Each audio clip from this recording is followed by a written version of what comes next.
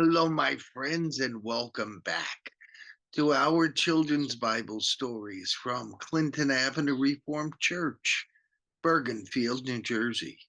I'm Pastor Mark, and I've got a brand new story for you.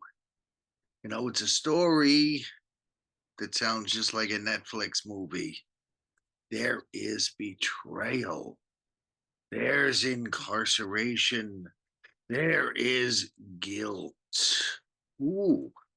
Sounds like quite a movie, doesn't it? Well, this is a Bible story. You remember that just a few weeks ago we talked about Jesus rising from the dead. That's Resurrection Sunday.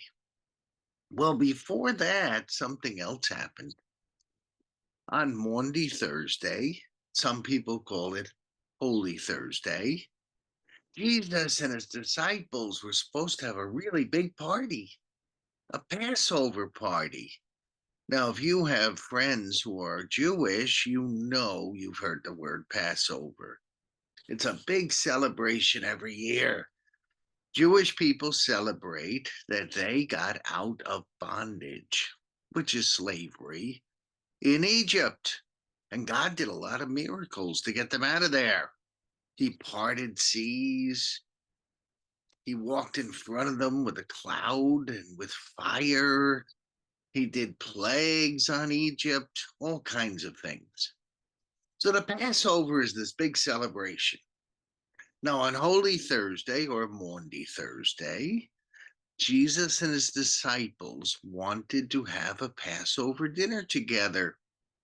So they met in a place called the Upper Room. We don't know exactly where it was, but some people think they know the spot in Jerusalem.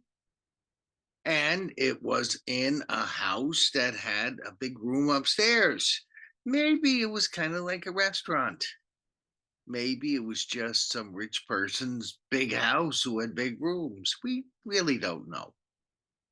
But that's where Jesus had what's called the Last Supper. And of course, we celebrate that when we have communion. Now, here we get into the betrayal part. Jesus, after supper, he started communion and he said, one of you is going to betray me. And everyone was shocked. What's going on? What's going on? You see, they had heard that there were some people who didn't like Jesus, who wanted to arrest him and get him out of the way. They were a little nervous about that. But now we hear that one of them is going to betray him. And every one of them say, not me, it's not me. Maybe is it him? Maybe it's him, but it's not me. No, no, oh, it's him and him, but no, no, no, no, not me. And Simon Peter, he was kind of Jesus' head assistant. He said to Jesus, it would never be me. And he said, oh, really? Tonight you're going to deny me 3 times. And Peter was shocked. He said, I would never do that. Yes, you will, Peter, 3 times. No, I won't. Yes, you will. Well, later on, after Jesus was arrested, Peter was in a crowd outside the palace where Jesus was arrested. And someone came up to him and said, your accent is more like Northern Israeli, Galilean, than it is down here in Jerusalem. Were you with Jesus? No, not me. Are you sure? Because you look familiar. Not me. And someone else came up and said, I know I saw you with Jesus. He, no, no, no, no, no. And then he felt really guilty. He knew he denied knowing Jesus. Have you ever denied being a friend of someone because they weren't the cool kid? A friend of yours isn't as athletic, isn't as smart, isn't as good looking, but he's still your friend. And someone else starts making fun of you, saying, you're really friends with him. You say, oh, well, not really. See, sometimes we do it too. We act badly when we get nervous and scared. But then, can there ever be reconciliation? Well, after Jesus rose from the dead I'm guessing here, but I am betting that Peter felt good and guilty and ashamed, and he wasn't sure if he could ever talk to Jesus again. But a little while after the resurrection, the disciples were by the Sea of Galilee fishing, and they saw someone on the beach.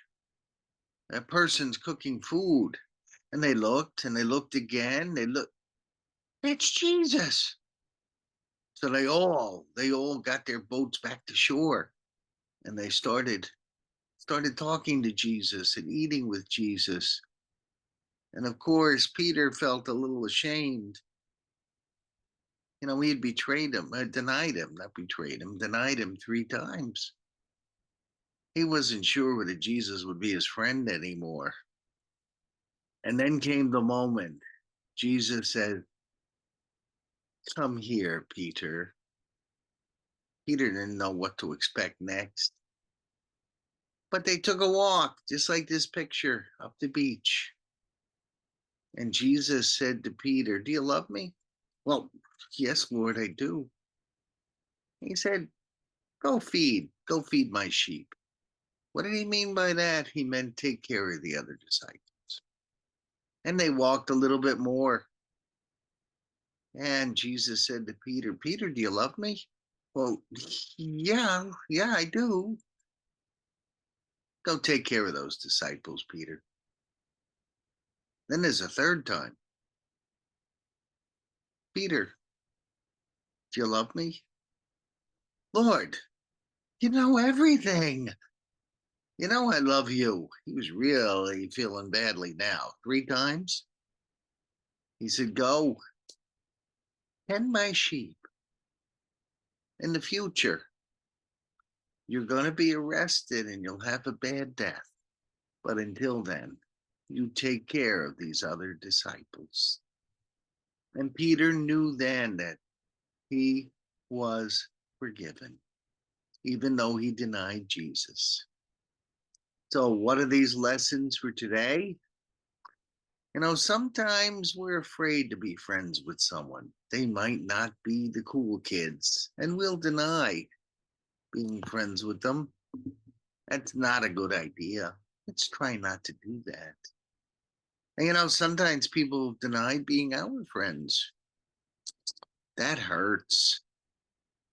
But maybe, just maybe, there's a way for forgiveness and reconciliation because we've done bad things too. Try to make up with that person. And the third lesson, sometimes being a Christian is not easy. Sometimes it can lead to great difficulties, but it's worth doing anyway. Because Jesus is the one who decides after death who goes to heaven and who doesn't. So we want to be friends with Jesus. Let's do it every day of our lives. I'm Pastor Mark from Clinton Avenue Reformed Church. Thank you for listening. And I do hope you'll comment, like, and share this. I'm not going to be happy until everyone in the world is listening to my children's Bible story videos. Help me spread the word. God bless you this week.